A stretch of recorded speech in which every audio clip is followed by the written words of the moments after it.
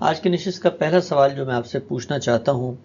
آپ نے اپنی تفسیر میں بھی اور اپنی کتاب میزان میں بھی اور متعدد لیکچرز میں اس پہلو کو تو بہت خوبی سے واضح کیا کہ دین کی وہ نصوص جن میں غلبہ دین اور اسلام کو دنیا میں غالب کرنا اور حق حکمرانی مسلمانوں کے لیے خاص کرنا اور غیر مسلموں کو باجگزار بنا کے رکھنے کی جو تعویل ہے اس کو آپ نے واضح کیا، اس کا کیا نقطہ نظر ہے، کیا تعلق ہے۔ لیکن میں آج ذرا اس سے آگے بڑھ کے ایک بات پوچھنا چاہتا ہوں آپ سے، اور وہ بات یہ ہے کہ یہ بات تو ٹھیک ہے کہ ان آیات کا مفہوم، مدعا، مقصد کیا ہے، لیکن بحیثیت مسلمان ہم سب کی یہ خواہش ہوتی ہے، ہماری نفسیاتی تسکین بھی اس میں ہوتی ہے کہ ہمارا دین جو ہے وہ دنیا میں عملی طور پر نظر آئے، رسول اللہ صلی اللہ علیہ وسلم کی ہدایات تک پہنچیں۔ ہم ہر جمعے میں بھی دعا کرتے ہیں کہ اللہ تعالیٰ اسلام کو غالب کرے اور اسلام کا ہی بول بالا ہو، اللہم اعز الاسلام والمسلمین۔ اور وہ لوگ جنہوں نے پوری زندگی اس کام میں لگائی، اب آپ کی تعویلات سن کے ان کا دماغ تو اس طرف آتا ہے، لیکن دل میں یہ خواہش ہمیشہ اجاگر ہوتی ہے کہ کہیں نہ کہیں تو اسلام کو حکومت کی سطح پہ، ریاست کی سطح پہ، مسلمانوں کی اجتماعیت میں نمایاں طور پر دیکھیں۔ سوال میرا آپ سے یہ ہے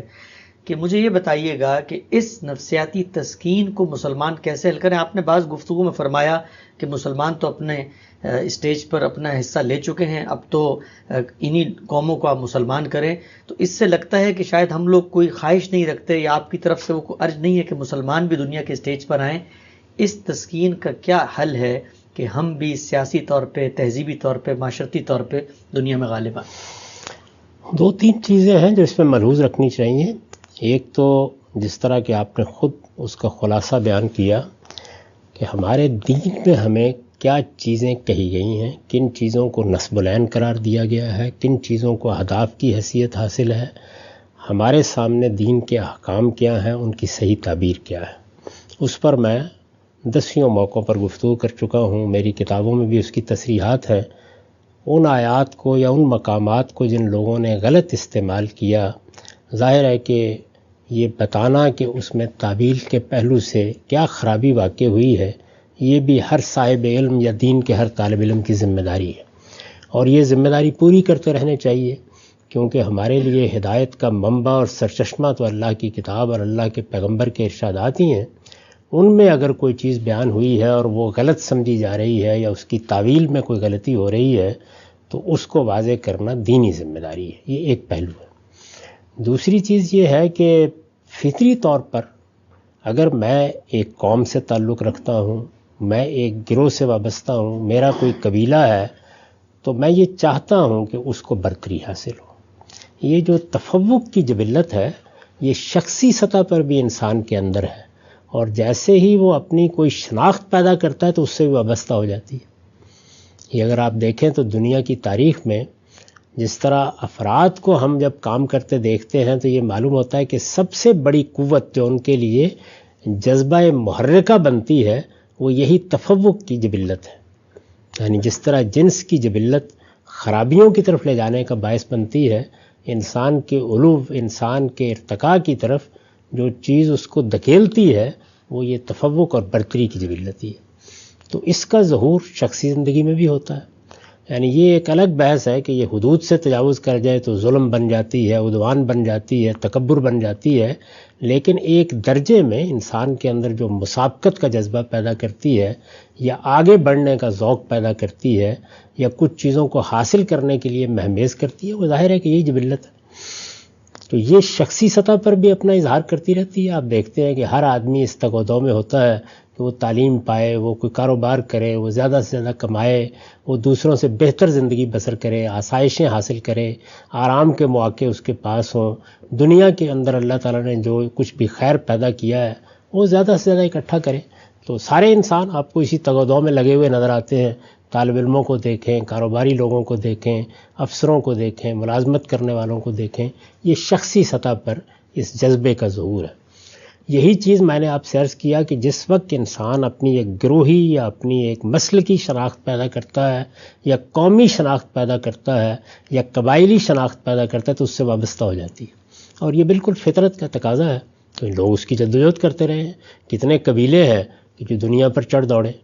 کتنی قومیں ہیں کہ جنہوں نے دنیا میں اپنا علم لہرانے کی کوشش کی، اور جب ان کے پاس کوئی طاقت آ گئی تو انہوں نے یہ چاہا کہ وہ دنیا بھر کو اپنے سامنے مغلوب دیکھیں۔ یہ چیز بھی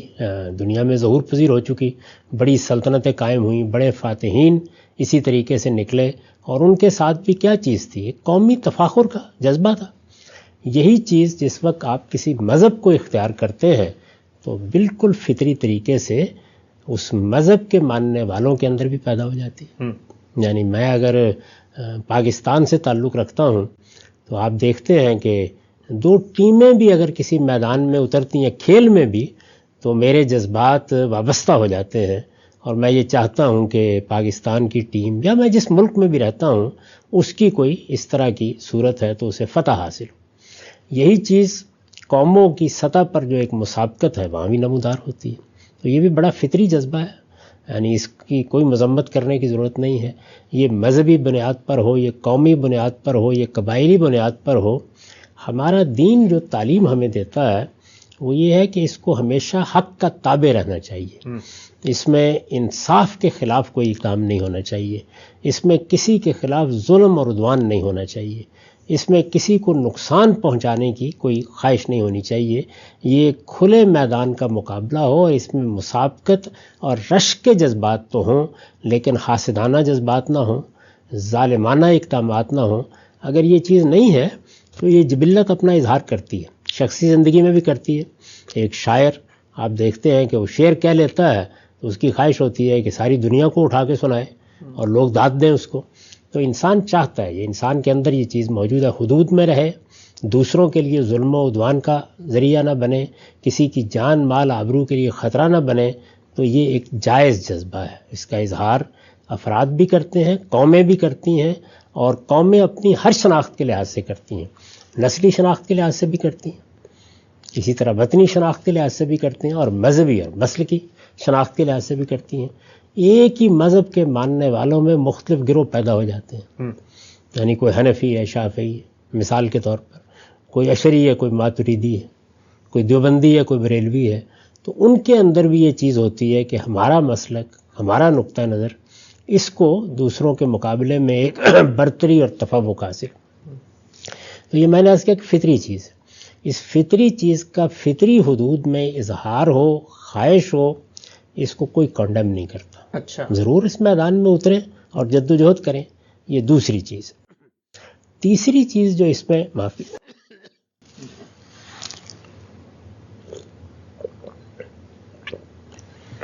جی، تیسری چیز جو اس میں ملحوظ رکھنے کی ہے وہ یہ ہے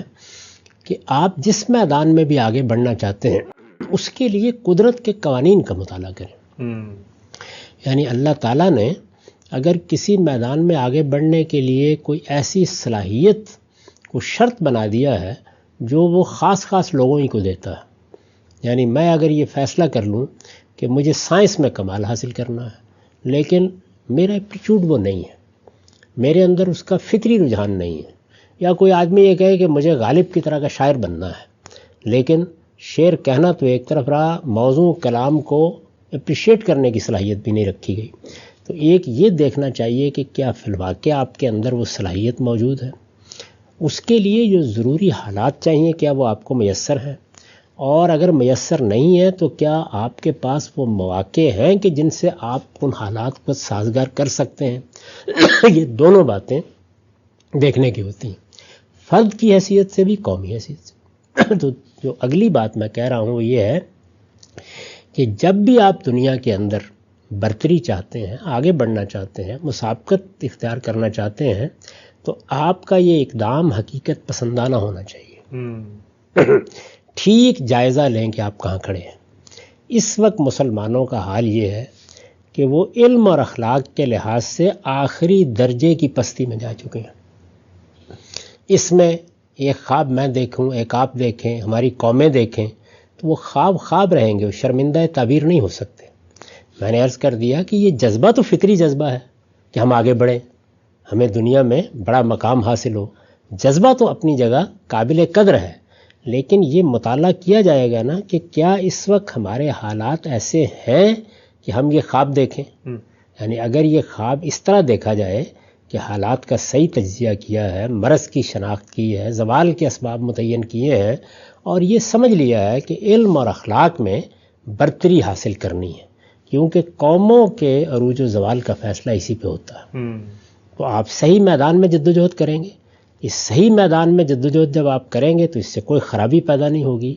اس سے اپنے لیے کوئی خطرات پیدا نہیں ہوں گے، اس سے کوئی غیر حقیقت پسندانہ اقدام نہیں ہوگا۔ ظاہر ہے علم میں برتری حاصل کرنے میں کوئی فساد نہیں پیدا ہوتا، کوئی بدامنی پیدا نہیں ہوتی۔ اخلاق میں برتری حاصل کرنے میں بھی کوئی چیز نہیں ہے۔ تو فرد کرے، افراد کے مجموعے کریں، قبیلے کریں، گروہ کریں، قومیں کریں، جائزہ لیں اپنا اور اس میں آگے بڑھنے کی صحیح کریں، تو راستہ ٹھیک متعین ہو، حالات کا بالکل صحیح تجزیہ ہونا چاہیے۔ یہ چیز لازم ہے۔ ہم مسلمانوں کا جو بڑا مسئلہ ہے وہ یہ ہے کہ ہم یہ جائزہ لینے کے لیے تیار نہیں ہوتے۔ ہم یہ چاہتے ہیں کہ بس ماضی کی جو کچھ بھی عظمت رفتہ تھی وہ کہیں آسمان سے نازل ہو جائے۔ اللہ کا ایک قانون ہے، اس کے مطابق ہی ہے۔ تو میں نے کبھی یہ نہیں کہا، اور میں اس کا اعتراف کرتا ہوں کہ خود میرے اندر اس کی شدید خواہش ہے کہ ہماری قوم میں علم اور اخلاق کے لحاظ سے بہتری آئے، وہ دنیا میں اعلیٰ اخلاق کا نمونہ بنے، وہ علم میں ترقی کرے، اس کی یونیورسٹیوں کو، اس کے علمی اداروں کو بھی وہی حیثیت حاصل ہو جو دنیا میں اچھی قوموں کے اداروں کو حاصل ہے، اور اس طرح بتدریج ہم اس مقام تک پہنچے۔ یہ اپنی جگہ پر ایک بڑی اچھی اور بڑی محمود خواہش ہے، لیکن اس کے حاصل کرنے کے لیے یہ لائے عمل ضروری ہے، یہ بات واضح ہونی چاہیے۔ اس کے بعد اسلام کو آپ دیکھیے تو اسلام کسی قوم کی قومی شناخت نہیں ہے، یعنی یوں نہیں ہے کہ ہم ایک نسل کے اندر پیدا ہو گئے ہیں تو ظاہر ہے کہ نسل ہماری شناخت ہے، ہم ایک وطن میں پیدا ہوئے ہیں تو اب جہاں چاہے چلے جائیں وطن ہماری شناخت ہے، یوں نہیں ہے، بلکہ یہ ایک پیغام ہے، ایک میسج ہے، ایک عقیدہ ہے، ایک نظریہ ہے۔ تو یہ تو کسی قوم کے ساتھ بندھا ہوا نہیں ہے، تو اس لیے اس کی برتری یا اس کے دنیا میں فروغ کے بارے میں جب بھی آپ غور کریں تو اس میں دعوت کی اسپرٹ ہونی چاہیے، یعنی اس کو اپنے ساتھ باندھ کے نہ رکھ لیں، اس کو دنیا تک پہنچنا ہے۔ اور دنیا میں جن قوموں کو اللہ تعالیٰ نے اس وقت دنیا کے اسٹیج پر نمودار کر رکھا ہوا ہے، یا جن کے بارے میں ہر آدمی جانتا ہے کہ مستقبل میں وہ نمودار ہوں گی، ان تک دین کی دعوت پہنچانا، پیغام پہنچانا، اور ان کے لیے دعائیں کرنا کہ اللہ تعالیٰ ان کا سینہ کھول دے، ان کے بڑے لوگ، ان کے دانشور، ان کے حکماء وہ اس دین کو سمجھیں۔ تو اگر یہ چیز ہوگی تو آپ دیکھیے کہ اسلام کے بارے میں جو کچھ بھی ہم اچھے جذبات رکھتے ہیں ان کا ظہور ہو جائے گا۔ تو دعوت کے پہلو سے خدا کے دین کو دوسروں تک پہنچانا، اپنے آپ کو علم اور اخلاق کے لحاظ سے بہتر کرنے کی کوشش کرنا، یہ ساری چیزیں بڑی محمود ہیں۔ جس چیز کی طرف میں نے توجہ دلائی تھی اور جس کا آپ نے حوالہ دیا وہ یہ ہے کہ اگر یہ خیال کیا جاتا ہے کہ اللہ تعالیٰ کے قانون کے مطابق ہر دن ہمارا خواب پورا ہو جائے تو یہ ہو نہیں سکتا، کیونکہ اللہ تعالیٰ نے قرآن مجید میں یہ بتا دیا ہے کہ وہ قوموں کو ایک ترتیب کے ساتھ، جس طرح سے آپ کرتے ہیں نا کہ فرض کر لیجئے کہ آپ نے کوئی دوڑ لگوانی ہے تو آپ کہتے ہیں اچھا پہلے تم دوڑو گے پھر تم دوڑو گے، تو اللہ تعالیٰ نے قرآن میں یہ بتایا ہے کہ قوموں کو ایک خاص ترتیب کے ساتھ وہ دنیا کے اسٹیج پر موقع دے رہا ہے، یہ موقع ہر لحاظ سے ملتا ہے۔ تو مسلمانوں کی وہ اقوام جو اس وقت مسلمان کہلاتی ہیں ان کو بھی یہ موقع 1-2 دن نہیں، 1-2 سال نہیں، بلکہ کم و بیش 800-900 سال کے لیے ملا ہے، اور وہ اس موقع سے جو فائدہ اٹھا چکے وہ بھی اٹھا چکے، اور جو اس مہلت کو فائدہ نہ اٹھانے کے نتائج تھے وہ بھی بھگت چکے ہیں۔ تو میں نے یہ توجہ دلائی ہے کہ یہ تاریخ تو ہو چکی، اب دنیا میں کچھ دوسری قومیں ہیں کہ جو اس میدان میں اللہ تعالیٰ نے نمودار کر دی ہیں، وہ اس اسٹیج پر کھڑی ہیں، ان تک خدا کا پیغام اور خدا کی دعوت پہنچانی چاہیے۔ اس کا ہرگز یہ مطلب نہیں ہے کہ اپنے آپ کو بہتر کرنا یا اپنی تعمیر کے لیے جدوجہد کرنا یا اپنے آپ کو علم و اخلاق کے لحاظ سے تزکیہ و تطہیر کے مراحل سے گزارنا، اس کی کوئی نفی کی جا رہی ہے۔ یہ کام بھی جاری رکھیے، اور میں نے کئی مرتبہ یہ عرض کیا ہے کہ بعض قومیں ہمارے ہاں، یعنی اس وقت کوئی 50-55 کے قریب ملک ہیں جو ہمارے ہاں اقتدار رکھتے ہیں یا جن کی اپنی حکومتیں قائم ہیں جہاں مسلمانوں کی اکثریت ہے، تو ان میں 2-4 ملک ایسے ہیں کہ جنہوں نے ترقی بھی کی ہے، جنہوں نے اپنے آپ کو بہتر بھی بنایا ہے۔ تو اس دائرے میں کہ آپ کی قومی زندگی اچھی ہو، آپ دنیا میں ایک ترقی یافتہ قوم کے منصب پر فائز ہوں، آپ کی طرف لوگ رجوع کریں، آپ کے ہاں علم و اخلاق میں بہتری ہو، یہ چیز ناقابل حصول نہیں ہے۔ دنیا کے اسٹیج کے اوپر آپ برتری کے مقام پر آ جائیں، یہ اس پر تبصرہ کرتے ہوئے میں نے کہا کہ وہ موقع آپ لے چکے۔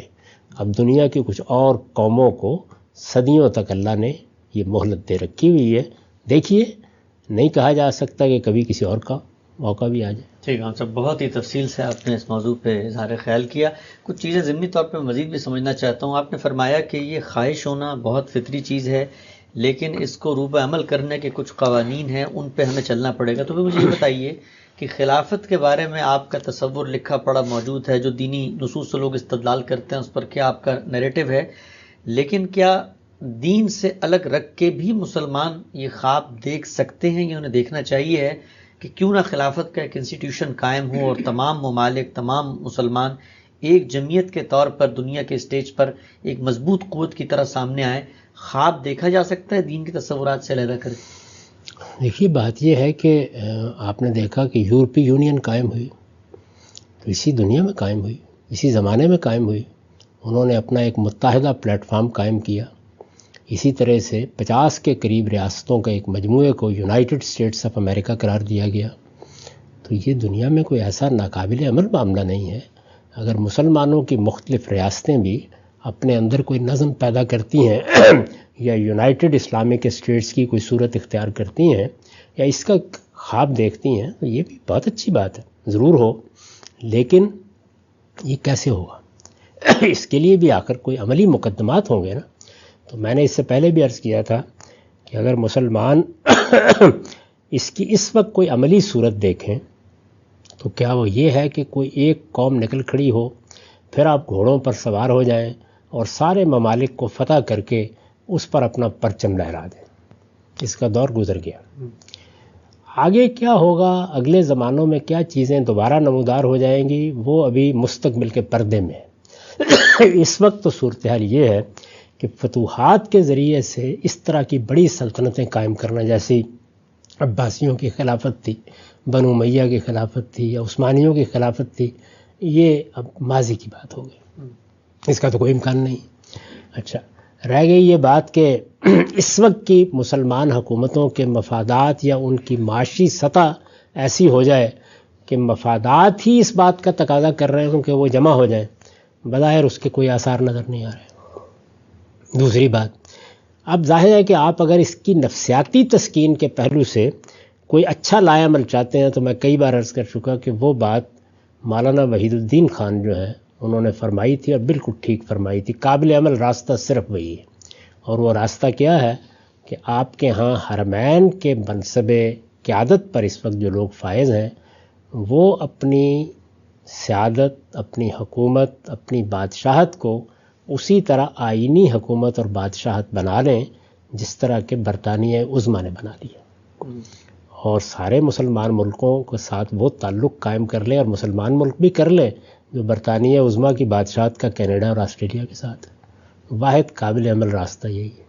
پھر خلیفۃ المسلمین کا لقب بھی اختیار کیا جا سکتا ہے، خادم الحرمین ہے تو وہ بھی بن سکتے ہیں، لیکن یہ دونوں اقدامات کیا کرنے کے لیے تیار ہیں؟ یعنی وہ اپنے آپ کو ایک آئینی بادشاہت میں بدلنے کے لیے تیار ہیں، اپنے ہاں ایک جمہوری حکومت قائم کرنے کے لیے تیار ہیں، اور باقی مسلمان ممالک کیا ان کی یہ حیثیت تسلیم کرنے کے لیے تیار ہیں؟ تو ایک پرامن قابل عمل بنا بنایا راستہ یہ ہے، مسلمان اختیار کرنا چاہتے ہیں ضرور کریں۔ باقی یہ کہ اب کوئی علم لے کے نکلے اور کوئی سلاجقہ کی حکومت کر دے، کوئی خوارزم شاہیوں کی حکومت قائم کر دے، وہ زمانہ گزر چکا۔ ٹھیک ہے سر، اس موضوع کا آخری سوال جو میں آپ سے پوچھنا چاہتا ہوں وہ یہ ہے، آپ نے بڑے اصرار سے فرمایا کہ علم کے اندر، اخلاق کے اندر برتری پیدا ہوگی، اس میں افزونی ہوگی، تبھی آپ آگے بڑھ سکتے ہیں۔ ہم نے دیکھا کہ مسلمان ملکوں کی اگرچہ دیگر صورت ہے، لیکن بعض ممالک نے اس میں بہتری کی، ایک بڑی نمایاں مثال اس میں ترکی کی ہے، معاشی لحاظ سے بھی مضبوط ہے، یونیورسٹیاں بھی آگے بڑھ رہی ہیں، اخلاقی لحاظ سے بھی باقی مسلم ممالک کی نسبت ہمیں آگے نظر آتا ہے۔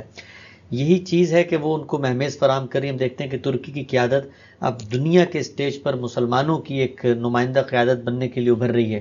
اس کو آپ کیسے دیکھتے ہیں کہ وہاں پر تو ایک معاملے نے خود تکوینی طور پہ آرگینیکلی ایک معاملہ آگے بڑھا ہے، تو کیا ترکی کو اب آگے بڑھ کے اسٹیج کو آکوپائی کرنا چاہیے؟ دیکھیے یہ بات جو ہے یہ کسی کے محض یہ خواہش پیدا کرنے سے نہیں ہوگی، اس کے لیے بہت سے تاریخی عوامل ہوتے ہیں۔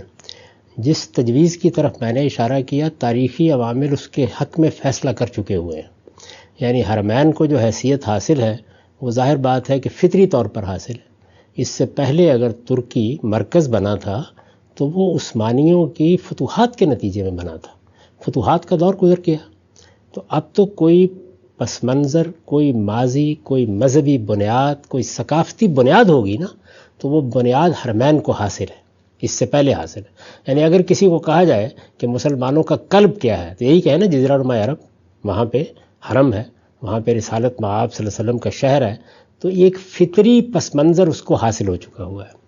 وہاں پر اتفاق، حسن اتفاق کہیے، سوء اتفاق بادشاہت بھی ہے۔ بادشاہت میں یہ خوبی ہوتی ہے کہ وہ وحدت کا ایک سمبل بن سکتی ہے، اس لیے کہ جو لوگ آپ 5 سال کے لیے منتخب کرتے ہیں یہ ممکن نہیں ہوتا ان کے لیے۔ میں نے اسی لیے برطانیہ عظمیٰ کی مثال دی۔ کینیڈا اور آسٹریلیا جیسے ممالک ملکہ برطانیہ کو یہ حیثیت دیتے ہیں، تو آپ کے لیے آسان راستہ وہ ہے۔ اسی لیے میرے نزدیک اگر اس چیز کو حاصل کرنا ہے تو پھر آسان راستے کی طرف جانا چاہیے، یعنی وہ راستہ جس کے پیچھے تاریخی عوامل ہیں، جو اپنی ثقافتی بنیادیں رکھتا ہے، جس کے ساتھ مسلمانوں کے جذبات ویسے ہی وابستہ ہیں، جس کی برتری قبول کرنے کے نتیجے میں، یعنی خواہ وہ آئینی برتری ہو، قبول کرنے میں کوئی نفسیاتی رکاوٹ پیش نہیں آئے گی۔ اگر آپ یہ سمجھیں کہ فلاں ملک ترقی کرے گا اور وہ باقی سارے مسلمان ملکوں کے اوپر حکومت اپنی قائم کر لے گا تو کیسے کرے گا؟ یعنی فتوحات کے علاوہ کوئی راستہ نہیں ہے، اس سے پہلے بھی اس کے بغیر نہیں ہوا تھا۔ اور جب فتوحات کے نتیجے میں بھی ہوا تھا تو کتنے بڑے بڑے علاقے تھے جنہوں نے اس کو قبول کرنے سے انکار کر دیا تھا، یعنی ہندوستان تک تو کبھی نہیں پہنچا۔ تو اس لیے حقیقت کی دنیا میں کھڑے ہو کے باتیں کرنی چاہیے۔ یہ نہیں ہے کہ کوئی ایک ملک اگر ترقی کر جائے گا اور وہ برتر ہو جائے گا تو اس کے بعد باقی سارے کے سارے سرنگوں ہو جائیں گے۔ اگر یہی بات ہے تو اس وقت کے ترقی یافتہ ممالک جن کو آپ نے اپنے علاقوں سے نکالا ہے آزادی کی تحریکیں چلا کر، ان کو واپس بلا لیں، ویسے ہی مسئلہ حل ہو جائے گا۔ ایسے نہیں ہوتا۔